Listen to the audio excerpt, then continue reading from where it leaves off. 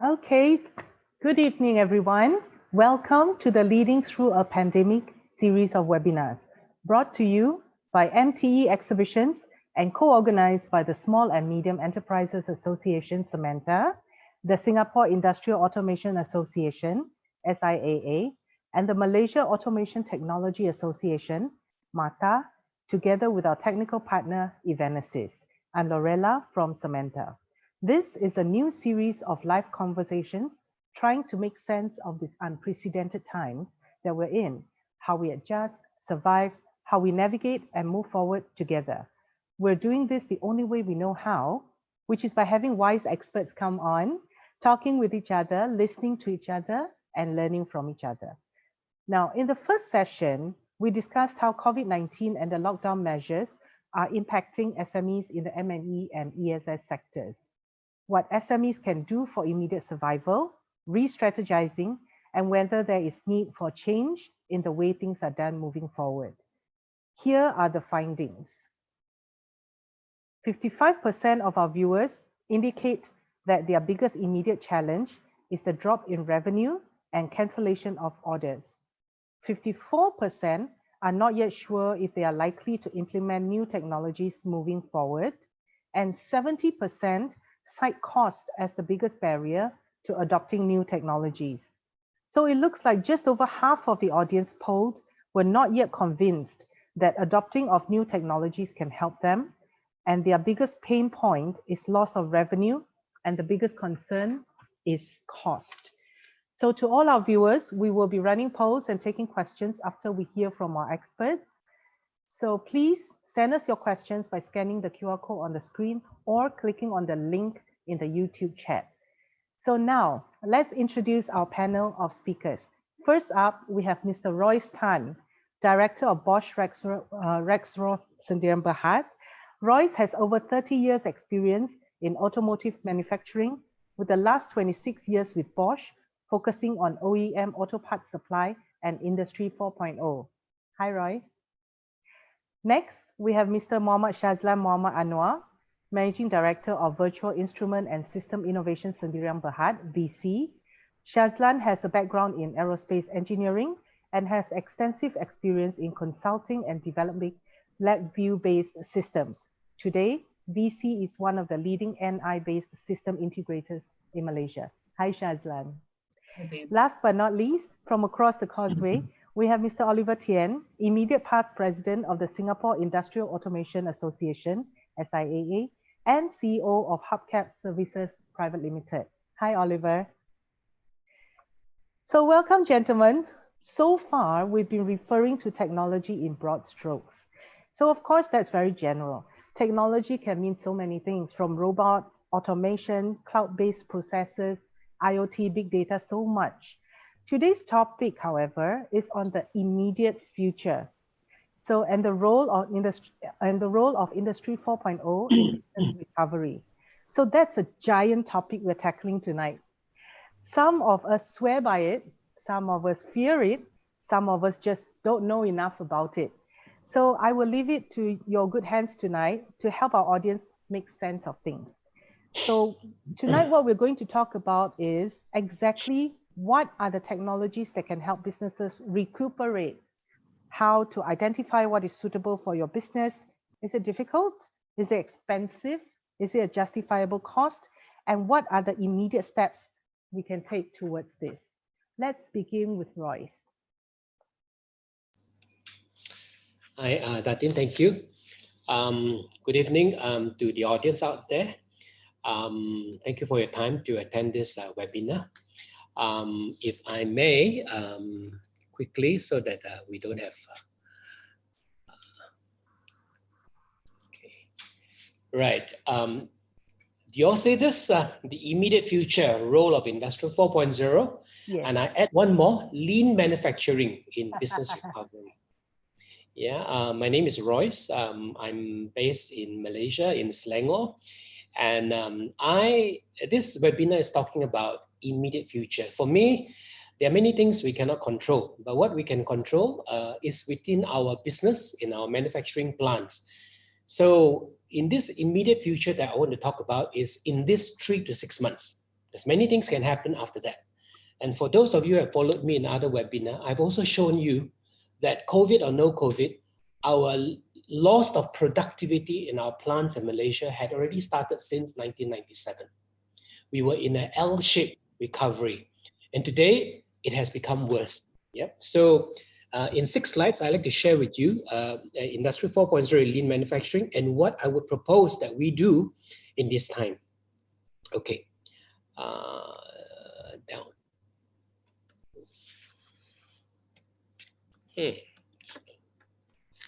Sorry, it's not functioning. Okay, this is pre-industry 4.0, yeah, SMEs, and I'd like to share with you over the last 2.5 years, I had a chance to visit about 150 over SMEs in Malaysia. I've walked through their plant, I've listened to their pain points, and they're very common. They're the same common pain points, and I'm happy to report to you that the solutions are actually very straightforward. So like many companies, you have corporate management, the operations and the boss, the owner, yeah. And then you have your enterprise, how you store your data. Some SMEs don't even have ERP, and not necessary that you must have. Most of them store that in their own internal drives, and some are only just talking about putting onto the cloud. You have your shop floor, warehouse, jigs and tools, equipment, facilities, your boilers, your infrastructures, yeah. Then your equipments, you have your processes, you have your production, you have your quality checks and things like that. And lastly, your delivery. So all this is within your shop floor, within your control. And the people are there, your equipment has been invested. Next, I think maybe you yourself can identify each of these boxes that I have concluded are the problems that the SME today faces. Much of the work are done very manual data input, yeah, from paper to paper to paper and key into the system. And then many times, many SMEs has only 1 or 2 machines or 1 or 2 lines. If one machine breaks down, the whole line is down. Yeah, sudden machine breakdown. Raw data are not processed. Even if they do have data, the data are meaningless and too much. Yeah. And also no real-time production data. Yeah. And also quality inspection. Many times people only do like 3 to 4% or 5% or maybe up to 10% of quality inspection, very manually using the eyes. And we know how tedious it is, how much time is taken and how many people. There's hardly any communication. Much of it is on paper, graphs, beautiful graphs on the wall. It takes time to do the graphs, but very few people reads it and it's not updated. Then it is not connected. SMEs that have got ERP system, they are not connected. Yeah. So lastly, I can't see what is the last because it's covered by the screen. What does it show, Datin? The last one? It's also covered by my screen. Yeah, I can't see. Delivery. Yeah. So these are the problems. You, as an SME, you can say for yourself which of these is your problem. Now, the conclusion is where information and data is concerned, there's either no data, insufficient, or the data are delayed, and much of the time is inaccurate or error, yeah, outright wrong. People rekeying in, writing it by hand.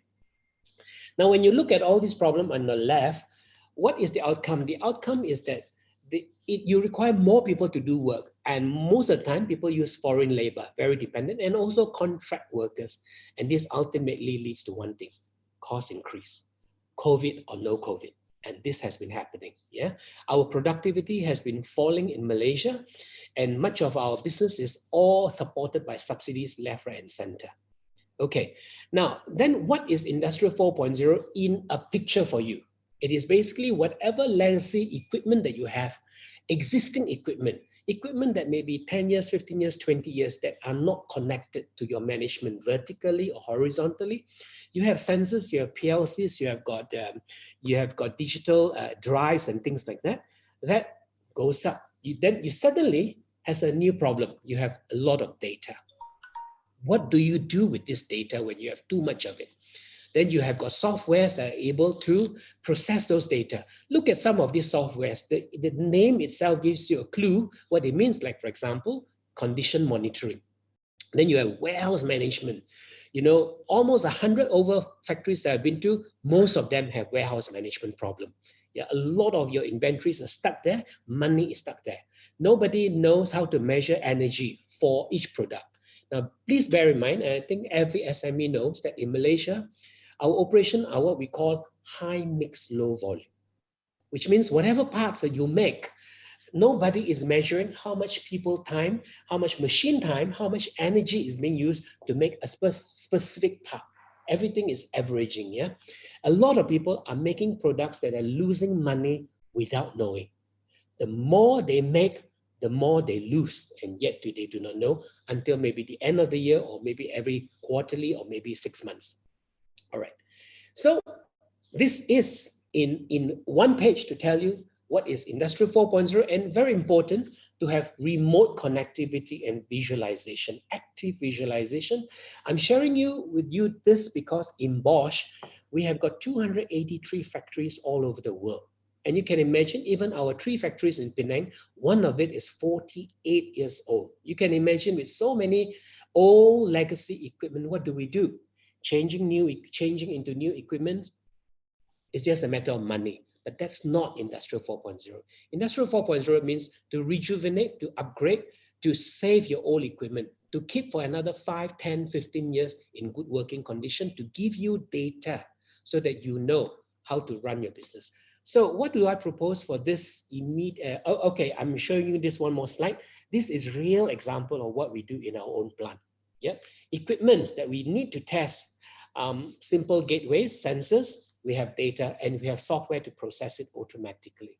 Now, ultimately, and then of course, the maintenance or the support must know before the equipment breakdown, way before the equipment breakdown.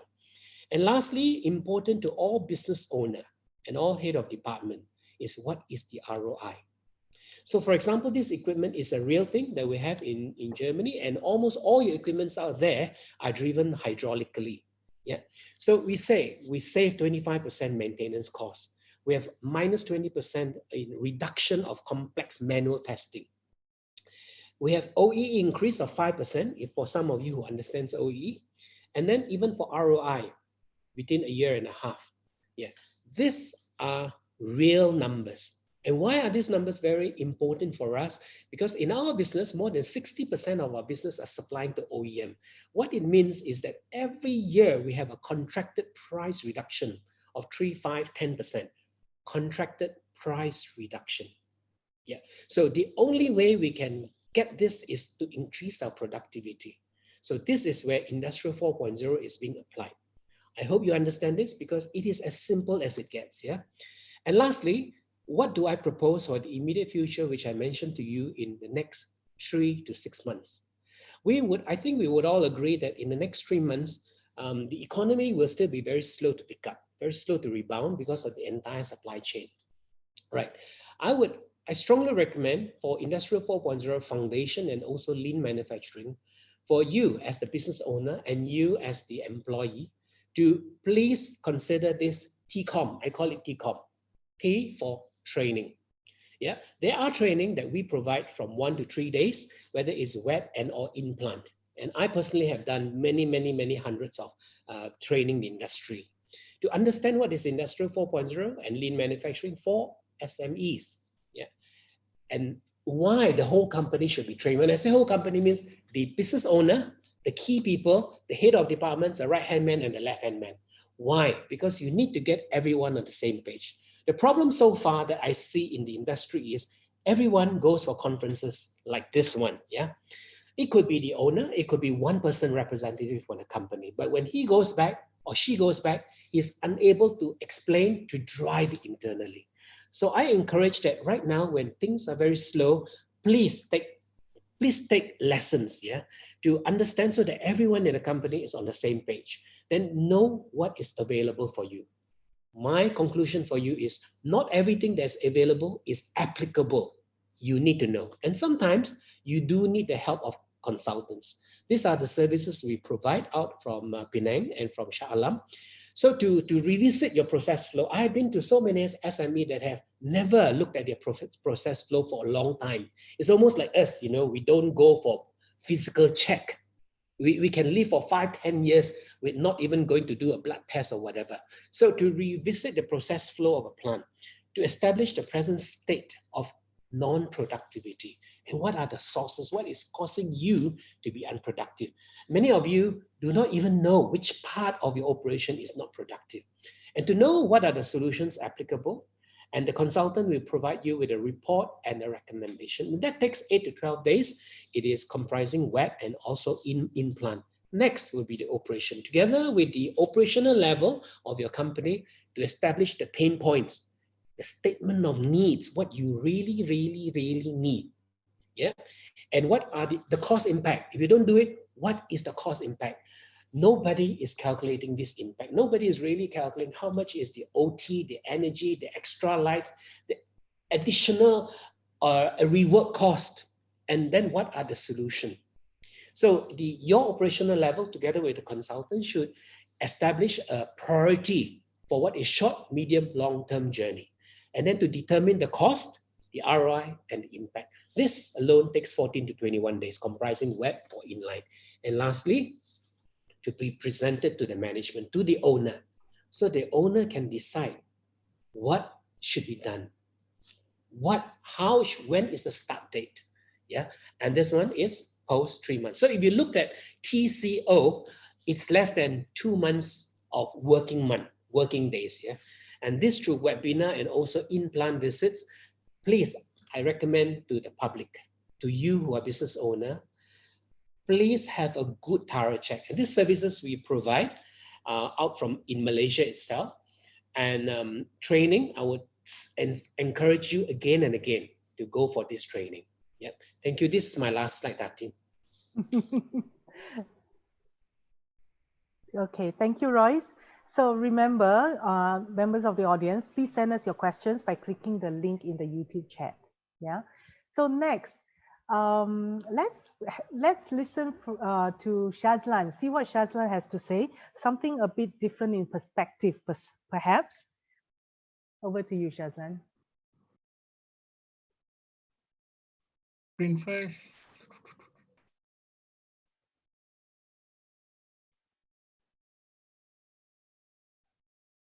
Okay, thank you very much.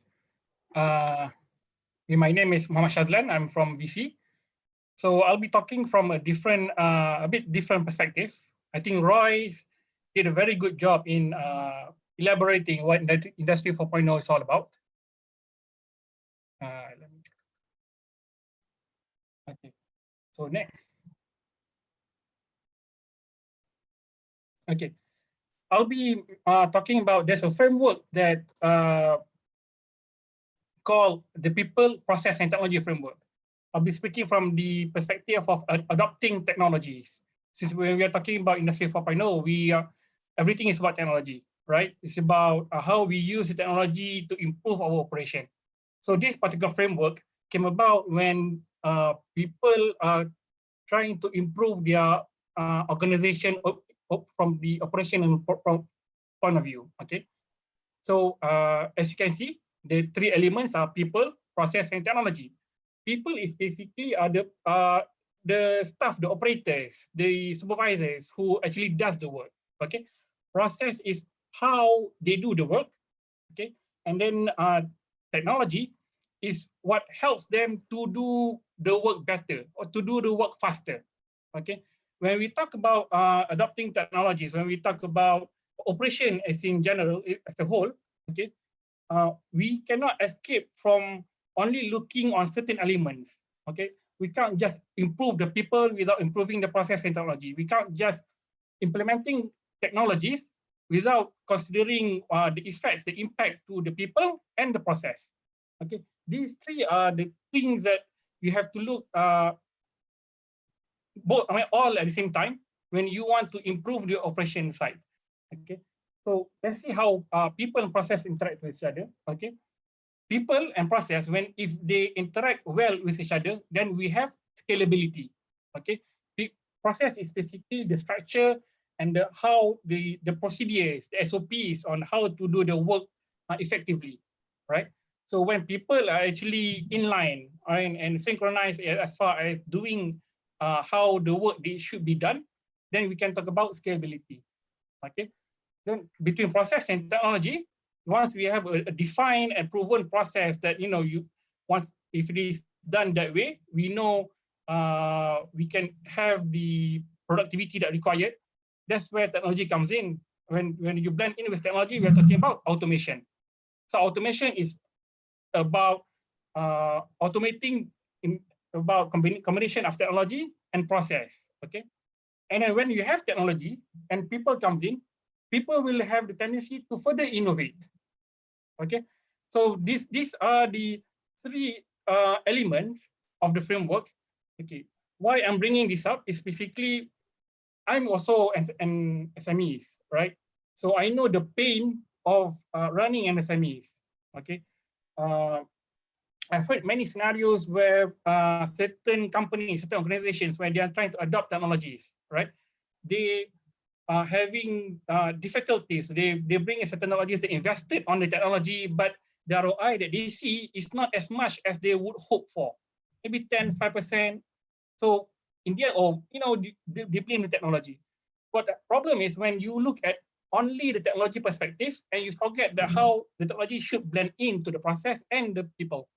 Okay, the objective is to have all three elements to be aligned and synergized, and to achieve what we call as operational excellence or OEX. So that is the state of where all these three elements are aligned and synergized. So this is where whenever we want to adopt certain technologies, this is the end objective that we want to achieve. Okay, once we have this, then we can is either higher revenue or more efficient or lower operating costs, right? So in okay, so again, as I said, to get the most from the technology, okay, we have to look at the competency of the people and the process to make sure that the technology aligns with everything. Okay, so I really don't have the time to elaborate further on the framework. I'll focus on the technology itself, especially from the adoption point of view. Okay, so this goes to my next slide. See if I can move this. All right. Okay. Recently, I think as of since last year, there have been very innovative business models came out on how people will adopt certain technologies. Okay, on the top row, we have the conventional method. That's what we all have been exposed to, whereby whenever we want to adopt certain technologies, okay, we simply just buy the whole machine. Okay, we own everything.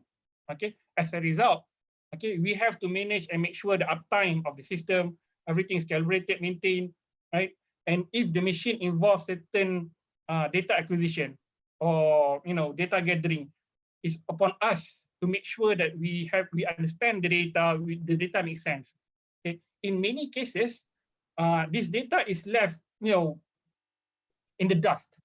Okay, just because nobody actually understands how to make sense of the data. Okay, this is the conventional approach. Second approach of adoption is basically on standard leasing. Okay, whereby this is something similar to how we own a car, right? So, well, buying a car is not leasing, but the approach is similar, whereby we pay the car in installments, right?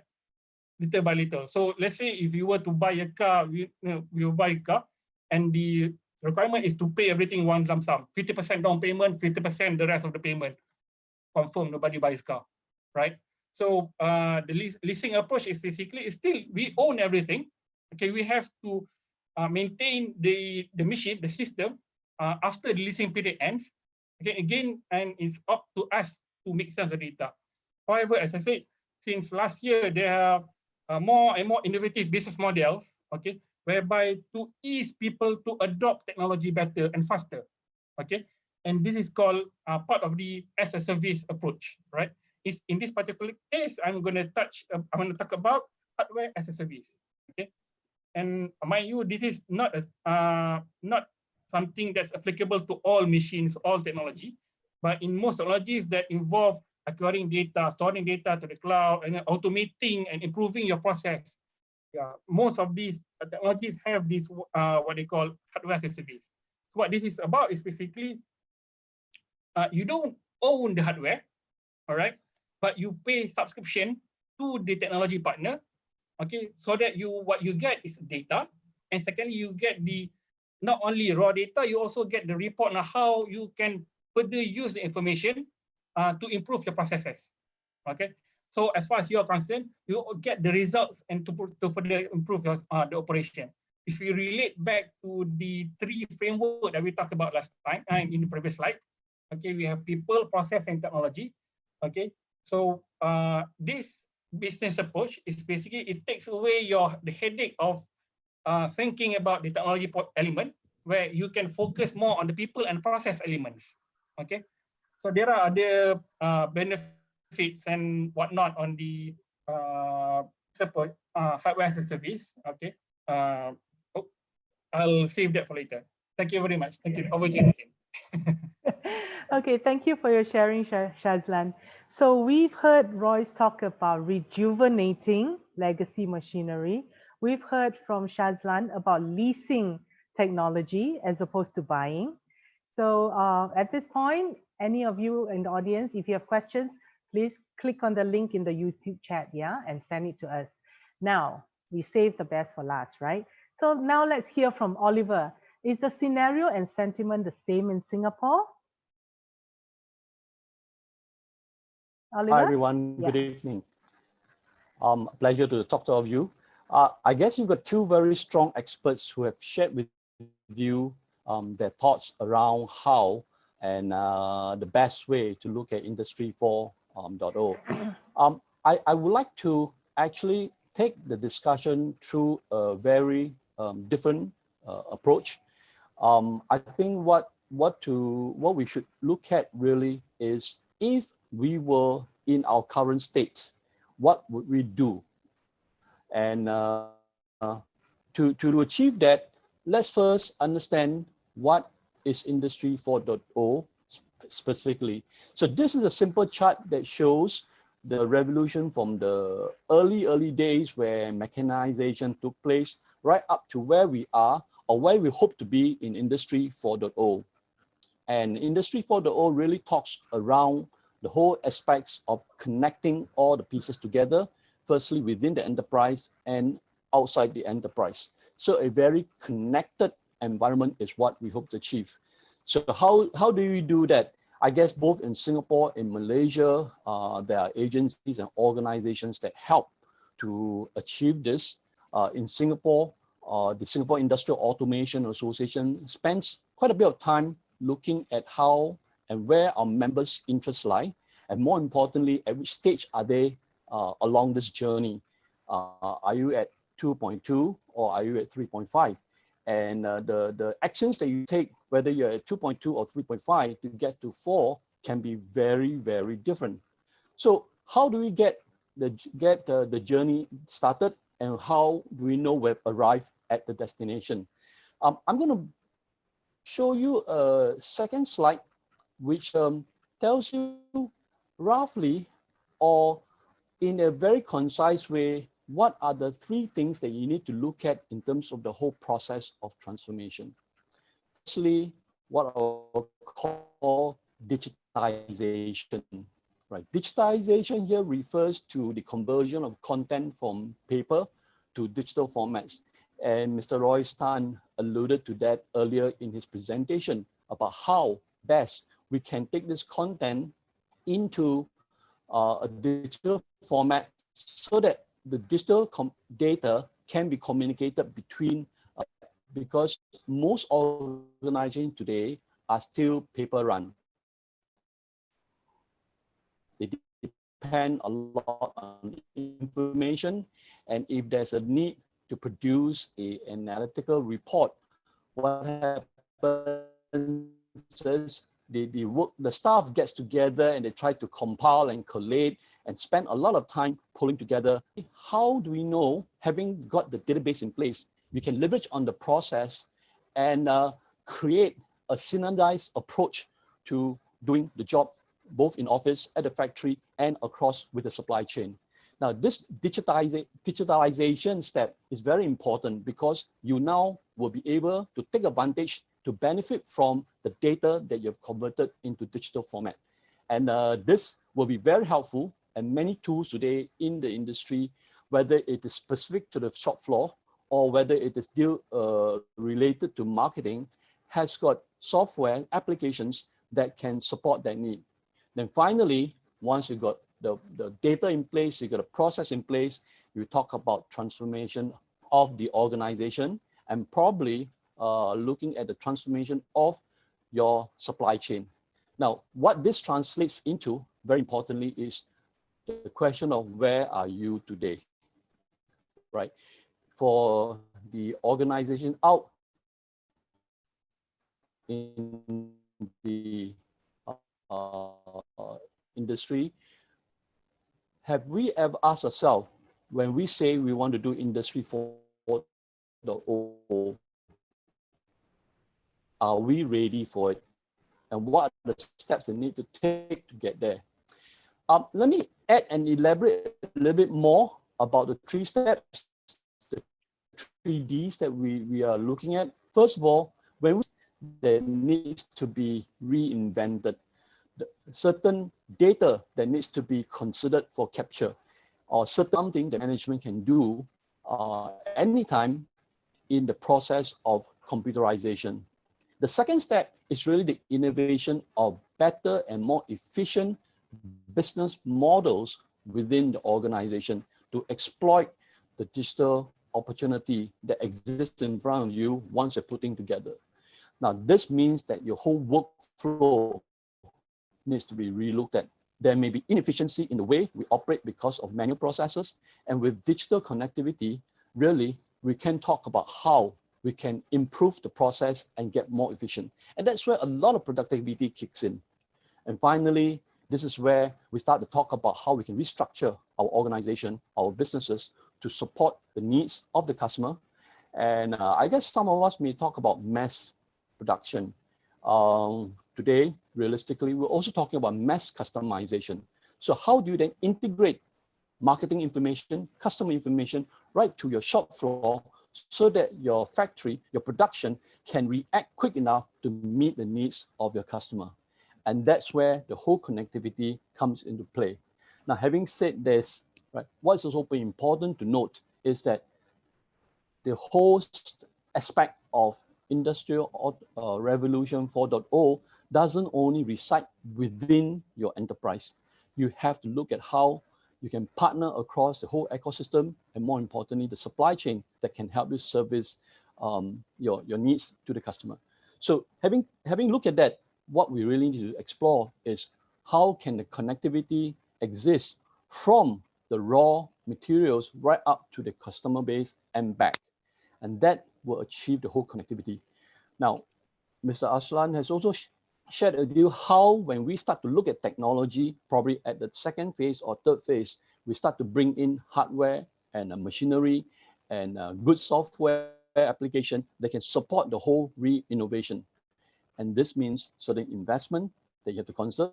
And there are actually ways where we can spread out, amortize the whole investment so that you can recover revenue, increase your business potential as you invest further into the whole Industry 4.0 revolution.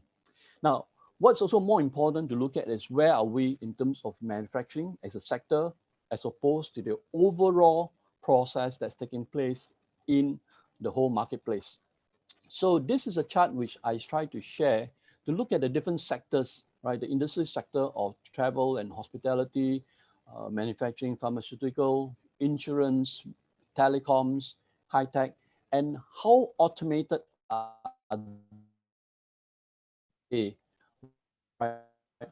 Do they know enough about how to intensify the whole digital transformation process? Are the max of being a smart factory? And to actually achieve being a digital master, what is also important is that you are able to collaborate across, from the production right to understanding of retail, the financing, and eventually serving the customer. So what we look for eventually in the final stage is really a model where everything gets connected to products, to services, enterprise having a view on things, even understanding the operational needs of your workers and right into the supply chain. And you have smart assets, you have got a good security system, you run on a platform that's effective and a strong network that's able to pull everything together. So connectivity really will refer to you being able to operate from wherever you are, looking at the company's operation without having to physically be there.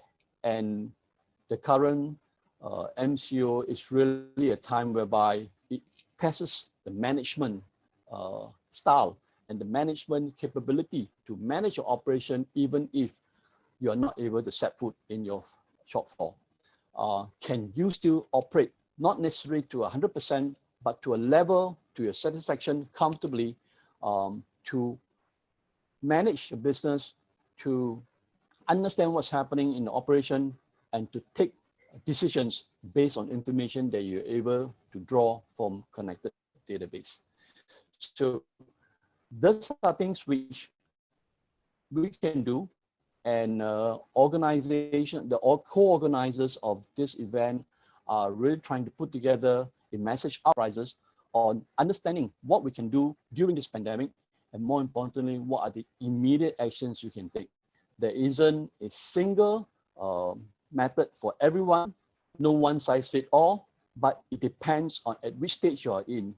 The stage where you are really at digitizing your business, or are you really having got yourself organized and you are in the stage of business transformation. So I'll pause there and hand you over to Datin to continue to talk to the audience, and we welcome your feedback. Thank you, Datin. Thank you, Oliver.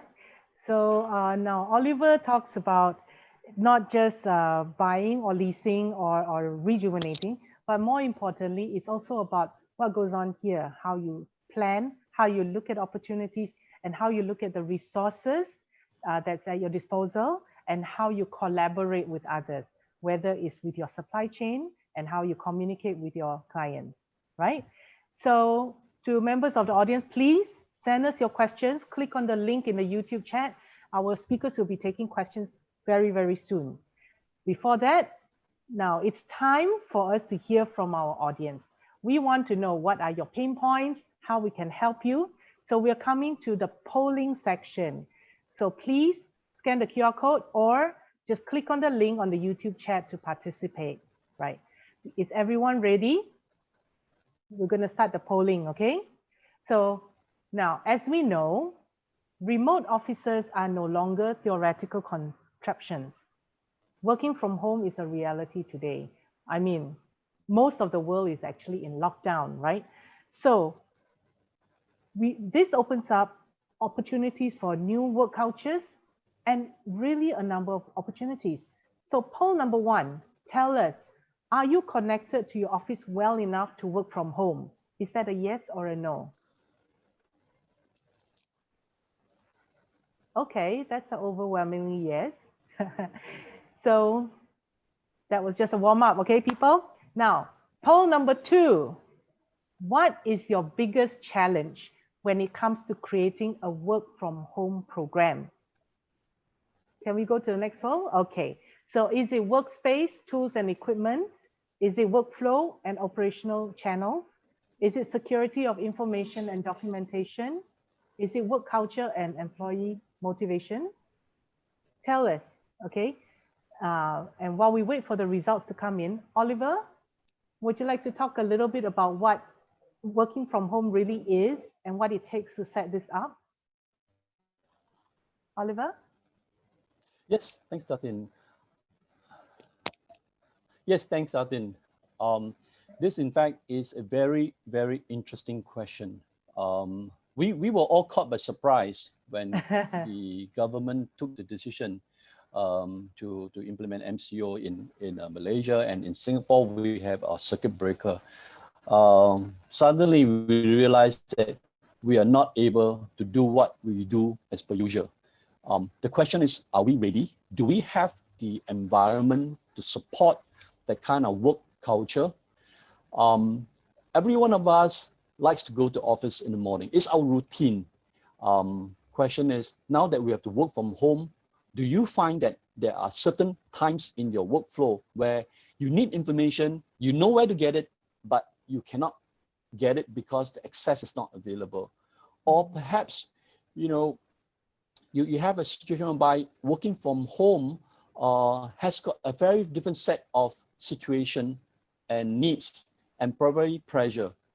In Singapore, for example, the schools are also out, but the children are also required to do home-based learning. So what does it translate into? Parents, besides having got to continue with their daily work, gets frustrated with the connectivity. At the same time, they have to coach their children and be a part-time teacher to help the kid do the schoolwork. And that becomes really, really stressful. On top of that, your meals, right? Somebody has to take care of the meals.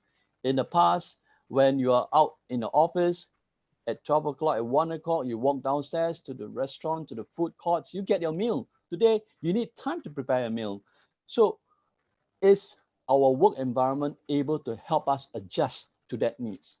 When you expect certain information from your staff to send to you, whether it's through the different tech tools, WhatsApp or emails, are they readily available to provide the support to you so they can make timely decisions? Those are all the different concerns. And in this question that we're polling, I think one of the issues that we're trying to address is to understand what are the biggest challenges. And I see, Datin, that we've got an overwhelming Yes. response that work culture and employee motivation becomes one of the top issues that we're addressing. Yes. So what do you think about that? I mean, we seem to be, based on the poll, yeah, we seem to be thinking we're doing fine with workspace, tools, equipment, and things like that. There's also lesser concern about the security of company data. There's not a lot of concern about workflow and process and all that. But yes, overwhelmingly work culture. How do we keep our employees motivated?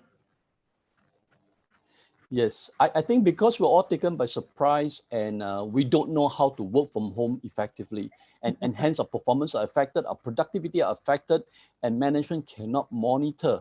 I reckon security is coming up as a third place now, probably because we don't realize it yet. But if this MCO continues on, then that will become an issue. And in fact, the question is, when the MCO is lifted, will we go back to the normal way of operation, or will we continue to have partial work from home? This is going to be a very, very interesting discovery as we move on to the next quarter. And like what Royce mentioned in his presentation, right? This is a time to really get to some training.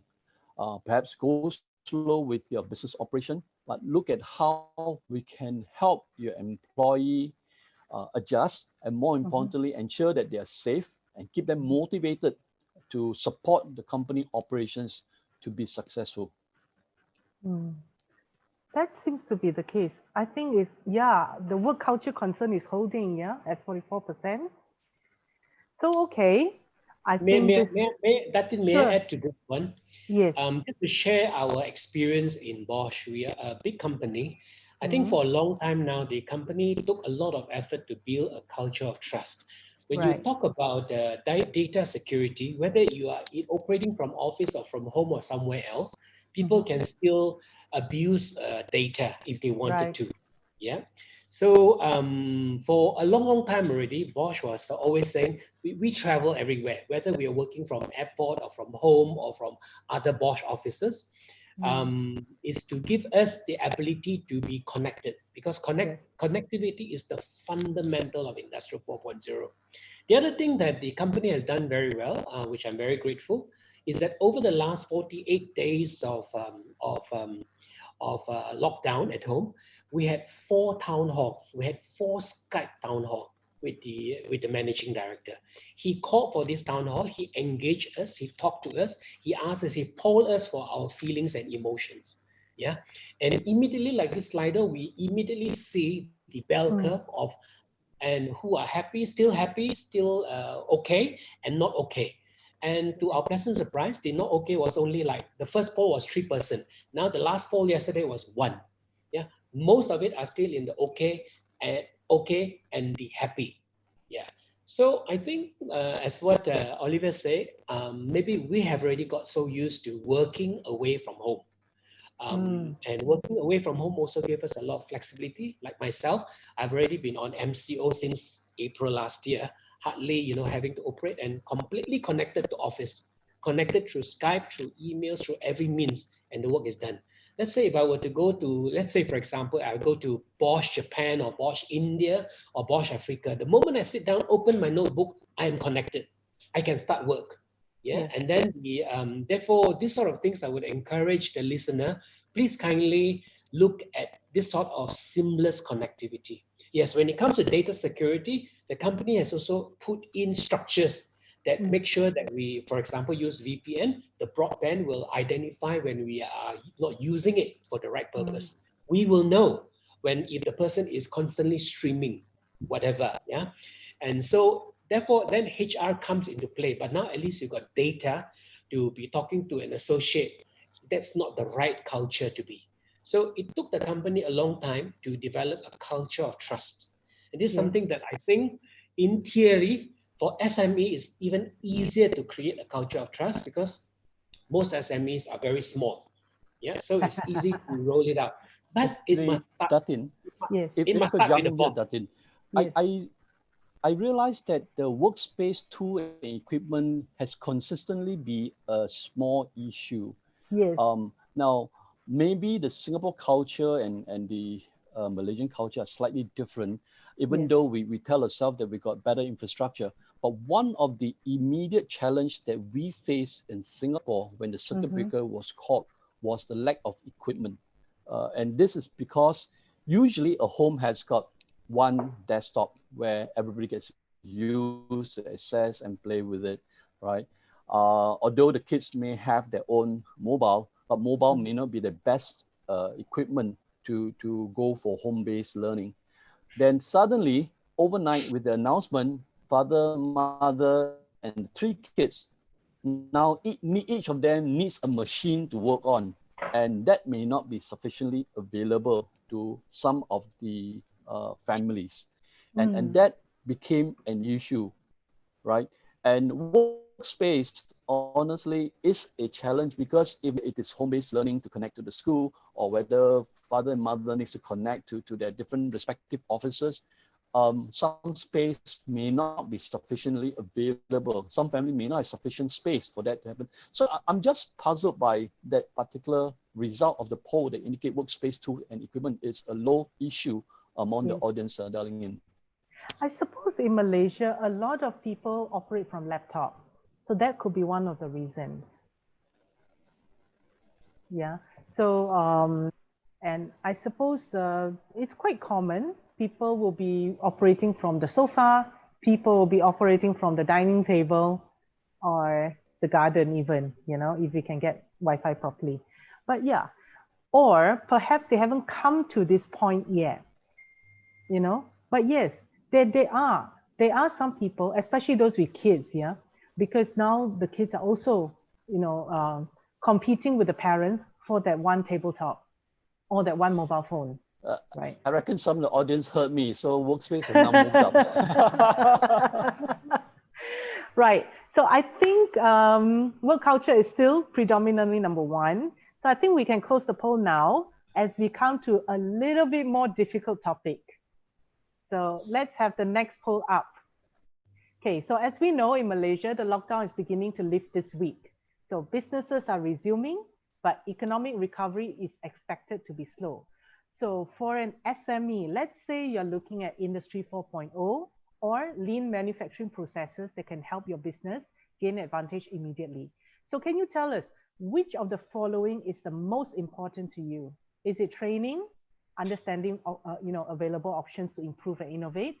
Is it crafting your company's master plan for all this adoption? Or is it to implement something suitable immediately? Or of course, just lie low and survive until 2021, avoid risk. So what, as an SME, what would be the most important? As we wait for the poll results to come, right? Royce, maybe you want to talk a little bit about this?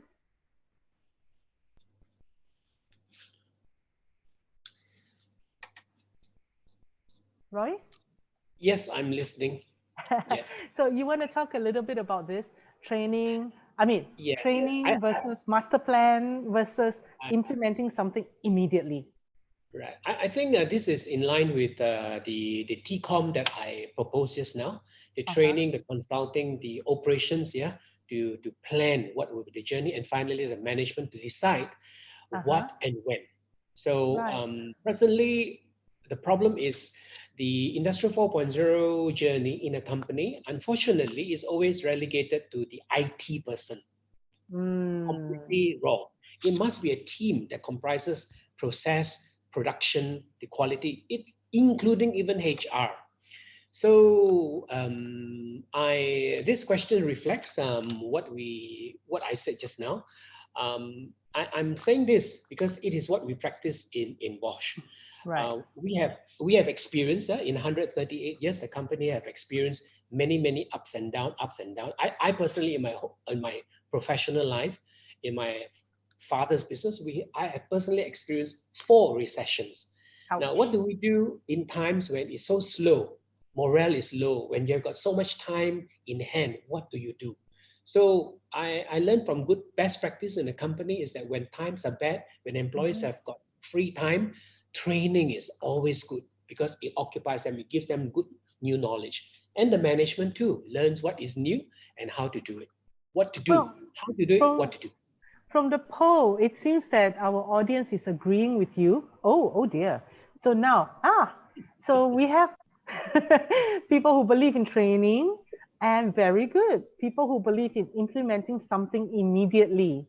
And I'm very pleased to see a very low percentage is saying just lie low, you know? So yeah, training. Does this mean training for the staff or training for the boss? What do you mean? It's true. I would say like that because I myself, in my family, in my own business, I'm a boss and I'm also an employee. Yeah. So I would say for bosses, and this is what I even craft out for bosses because I'm also consulting for a bank, is that for business owner, they not only must look at the operation, they must now have something that help them to cast their vision.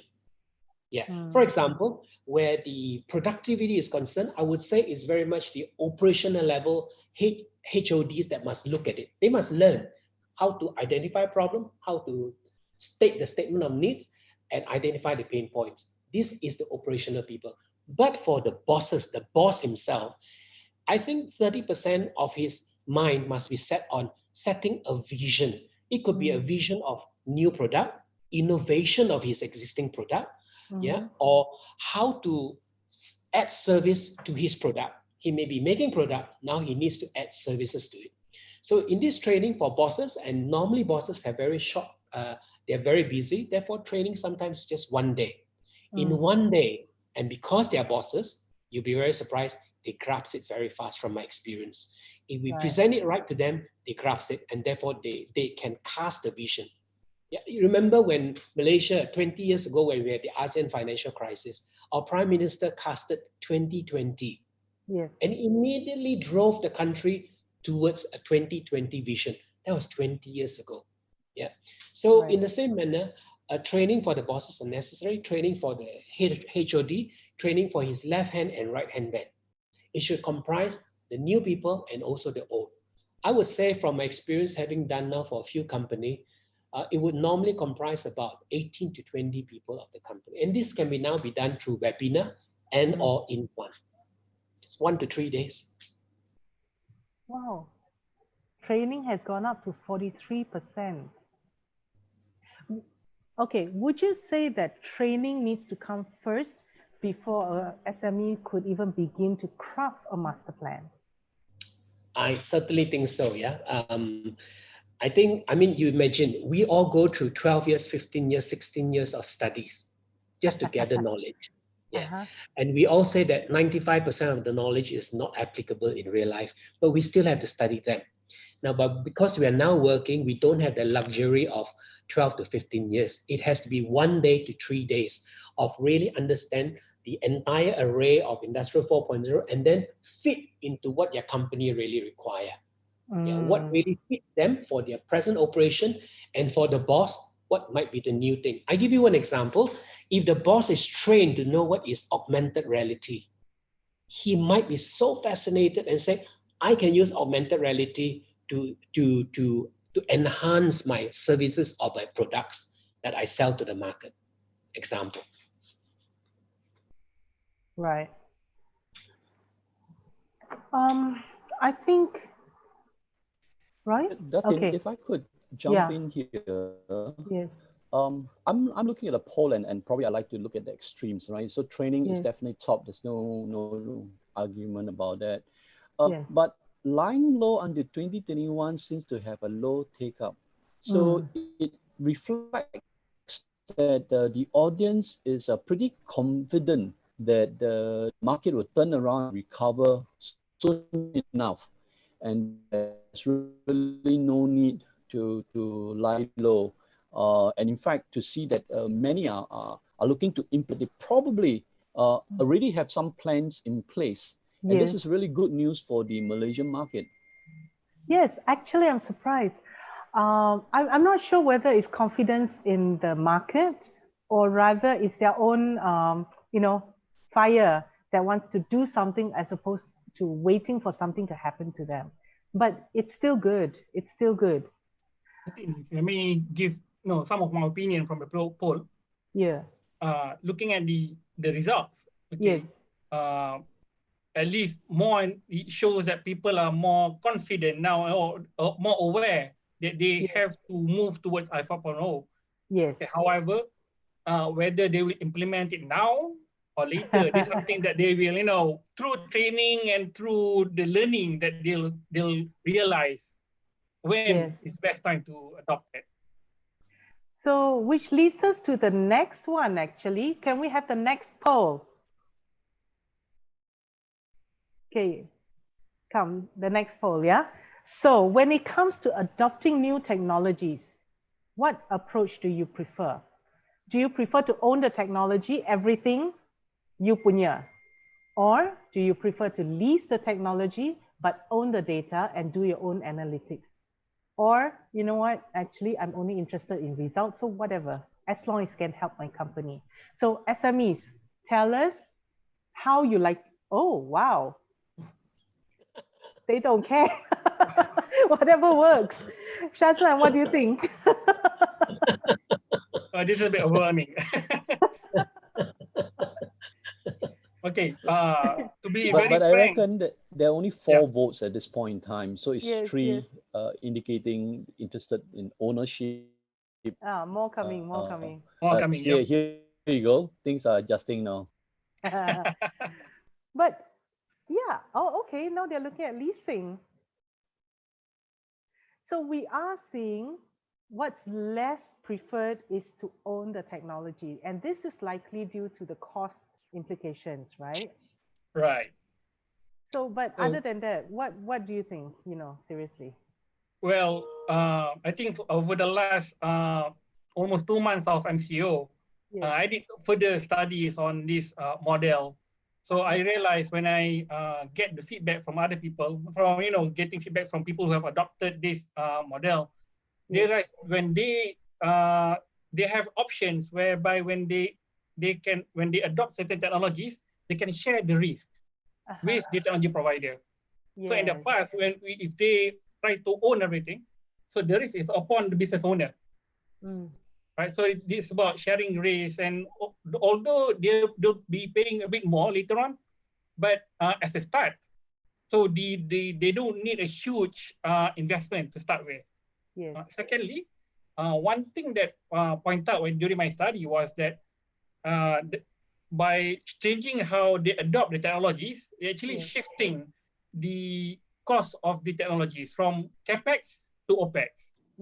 Okay, capex is something that is not tax deductible, right? So when you shift everything to operation, opex, operational expenses, so it's in the way you can actually save from the taxes as well.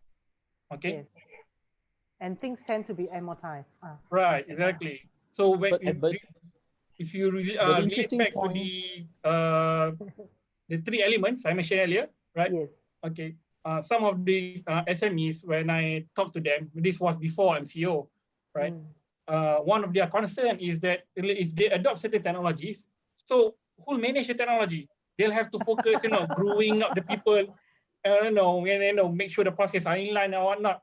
So by having the technology partner, the technology provider as the partner to implement, Yes. okay, so they have the time. Not only they can manage the cost, they have the time to grow the people. To focus on the business. Exactly. The ROI is what matters. It's not the technology. Technology is all should be handled by the HODs. This is in line with what I think what Royce mentioned earlier. Okay, people go for training. So training, when you attend training, they don't become superpower within 1 month. Technology range from A to Z. There's a whole bunch of things that need to be learned. Yes. So this is how you grow the industry, the organization. Yeah. I think if I may add, totally agree with Shazlan, because in Bosch, we have been practicing this subscription model. We have had a smart agriculture, smart aquaculture, where the farmers and small farmers cannot afford to spend money on the sensors and the gateways and the connectivity. So we basically only provide them data.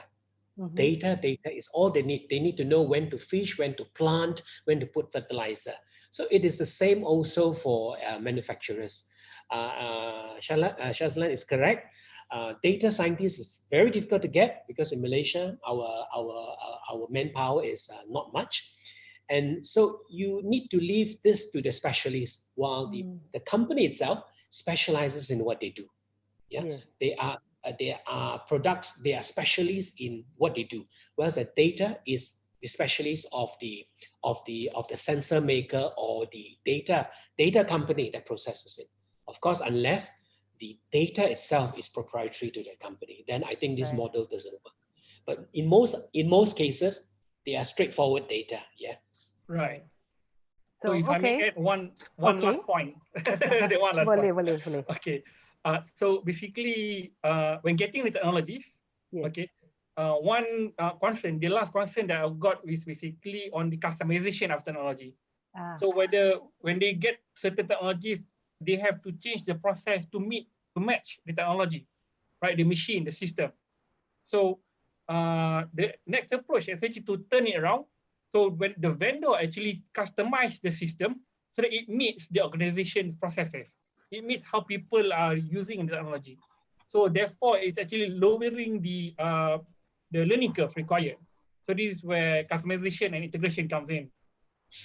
Okay, Tatim, back to you. Okay, so now it appears leasing wins.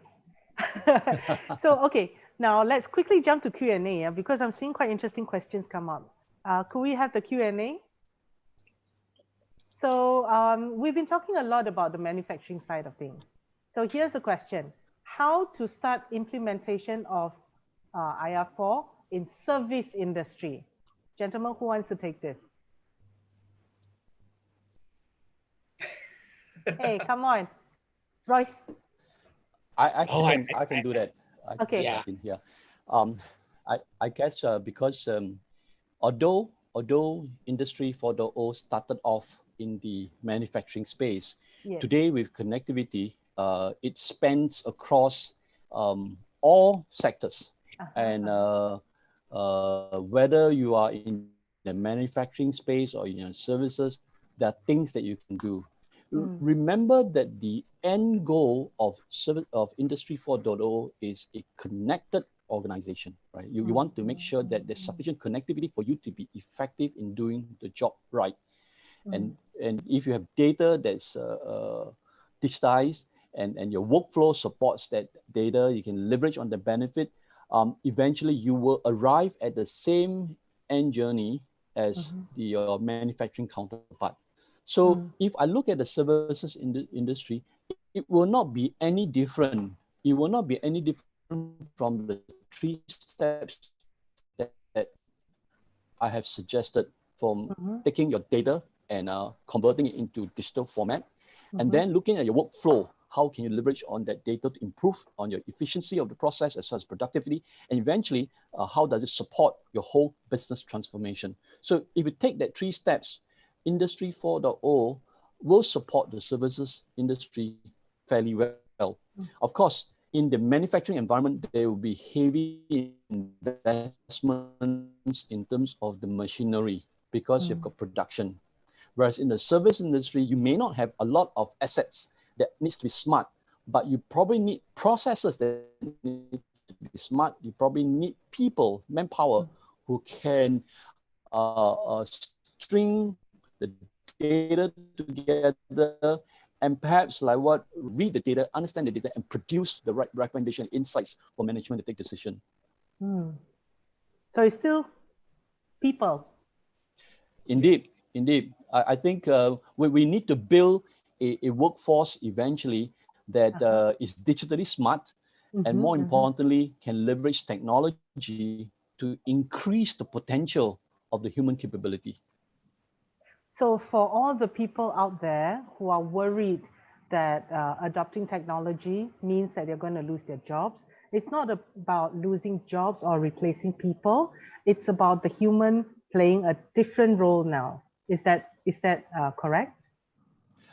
Absolutely, absolutely. If you look at some of the reports that's being churned out from the World Economic Forum, while there are probably about 16 million jobs that will be lost, but the net increase, right, after creating new jobs, is a lot more positive, right? It can go to the region of about 90 million. Now, having said that, what it translates into is people needs to upskill, reskill themselves. And that's very important. And if you look at the industry revolutions from day one, you know, in the first stage, right up to now, each time we created more jobs. Yeah. Each time we needed our people to reskill and we get to do better, higher quality jobs and tasks where we let the machine do the mundane, dangerous, and things that we don't want to do, but we focus on the high touch with the customer. Yes. Oh, I was actually about to read out the next question. Where has it gone to?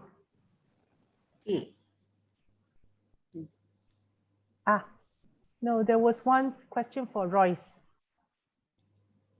Yes, the question for Royce here, yeah. Do you see industrial IoT, yeah, as a core communication or real-time data catchment enabling element? How do you see this fitting into Industry 4.0 enhancement? Okay, I'm happy for this question because this person has clearly specified industrial IoT. IoT basically has already existed with Wi-Fi and things like that, yeah. But when we are talking about industrial IoT, what I hope this person also meant, it meant robust, solid, yeah, and to handle it. In our term, what comprises the IIoT are things like sensors, gateways, digital machines that gives you data continuously, reliably.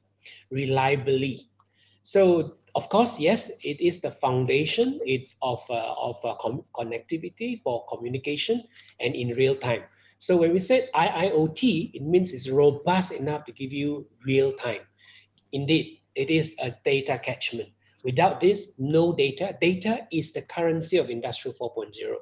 So to produce the data consistently at the real time is very important. It is, I wouldn't say it is into Industrial 4.0 enhancement, but I would say that it enables Industrial 4.0. Yeah. So if there's a legacy equipment that doesn't speak, it's dumb and deaf, suddenly with sensors or equipments like this, you make the equipment speaks to you with data. Basically, you are enabling the equipment and it has become Industrial 4.0 ready. And let me add on to that, Datin.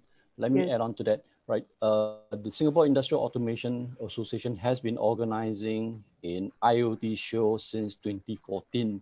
So we've run it for 6 editions already. And we've seen the evolution of how sensors are access points where you collect data to sensors who become smart sensors such that the computing power may reside at the edge, less of sending everything to the central cloud for decision making and computing. So that range of how IoT can be applied is going to be key, and the organization communication and probably also security will come into play. Right? We want to make sure that along the way, when data is transmitted from the sensors that's collected the data right to the computing point, nothing gets lost, nothing gets corrupted, or get hyped away. So that requires a lot of discussion. Where possible, we should try to look at edge computing, where some of the work is done at the access point and then pushed out when necessary, so that we minimize the community. So the investment eventually in IoT is an ongoing discussion. Of course, IoT was first coined more than 20 years ago when our friend in P&G was trying to look at how the warehouse could be better connected. Today, IoT has applied across, not just in manufacturing, but into all different sectors. And industrial IoT actually makes it a lot more robust, like what Royce had said. And we certainly encourage enterprises at the appropriate juncture to seriously consider industrial IoT at a certain level to assist in the whole process to getting greater connectivity. Right. So let's take one last question. We have two more there, but they seem to be almost the same. So it talks about having limited financial resources to implement IR 4.0. What is the simplest technology that we can apply at the first stage? Maybe Shazlan, we hear from you. Sure. Okay, so to provide specific answers, we'll probably need to know more of the background from the questionnaire. Yes. But in general, when you want to implement Industry 4.0, the easiest and simplest stack is actually something that allows you to monitor your processes. Right? So I assume that the question comes from the manufacturing industries. Okay. So Industry 4.0 is not really about automation, but it's about not working in silos. It's about connectivity. Okay. So the first stage is actually the simplest technology is getting some gateways. Let's say the manufacturing lines have systems that are working in silos. So the first stage is actually to enable all these machines, groups, departments to actually share the data, right? To start communicating, to start connecting to each other. That sounds simple enough to implement, I suppose, and it seems to be quite a low-hanging fruit. Exactly. I'm afraid that the next question will come up to be, exactly how much to spend. But I think we've overshot our time a little bit. It's been an amazing discussion, gentlemen. But let's wrap up a little bit. So we're coming to the round of final words, yeah? So we know that the world is and forever will be changed. So what is the new normal that everyone is talking about? Is there a way we can look after the safety and security of our people, the sustainability of our trade, and the survival of our business at the same time? Is technology going to be a crucial part of this new normal? 1 minute from each of you. Go, Royce. Okay, I think the new normal, being online, what we're doing now is the new normal. And it should be carried on. I will tell you that these are already best practices that in the years I worked in Bosch, that's what they have been doing. We have been Skyping for as long as Skype has existed. 26 years ago when I joined the company, we already has a leased line and it builds communication. When you have communication, you build connectivity and a culture of trust and of people. Yeah, it's always people first before machines, before hardware. This is Bosch. So I think these are best practices that are not costly, not difficult, and we Malaysians are being very warm people. I think if we have this new normal, people talk to people, and that's the beginning of connectivity. Connect and trust. Shazlan. I'd like to quote Einstein. Okay. Insanity is doing the same thing over and over again and expecting different results. I've been telling this again and again to my team. But however, I think, in my opinion, the new normal, okay, we will change the quote by Einstein, okay, by doing over and over again the same thing, you may actually not get the same result that you got in the past. Right. Because you have to adopt and change now. Right. So you still do the same, pretty much the same thing or same direction, just in a different way. Right, right. Innovate and improve. Right. Innovate and improve. Oliver. Let me share 2 slides to end off, right? Right. This is a good advice for businessmen out there, right? I guess as business leader, you want to dream big, and this is a good time to sit back and actually do some thinking. But don't just think of the impossible. Sometimes do take a look back into the mirror to see what you have, right? And with that information, like what Aslan and Roy say, you have to eventually lead your organization. You have to design that for the future, and at the right point in time, make it happen.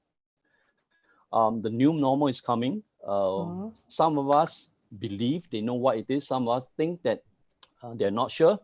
But at the end of the day, connectivity is key. And keep that in mind. Build a relationship within your organization and across your supply chain. And I leave you this last word that comes from Jack Ma. and he, I mean, we all know Jack Ma, right? He's made it. He knew what to do over the years, and he's probably one of the richest men in the world today, right? Yeah. Richest Asian in the world today.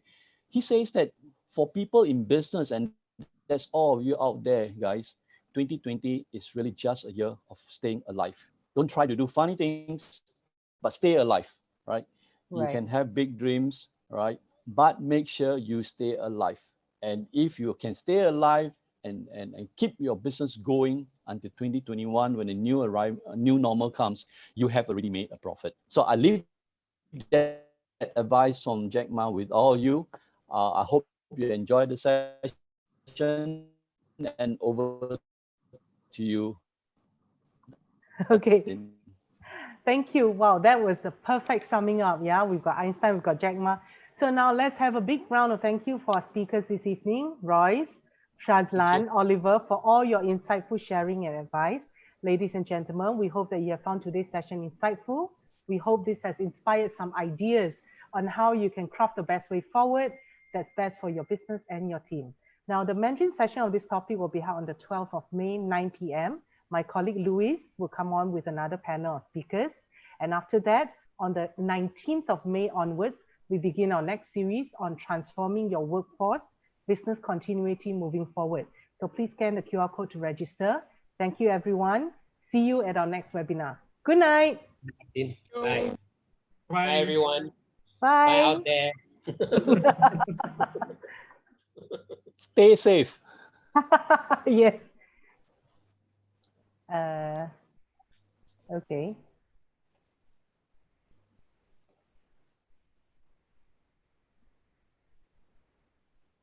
So we all lock up from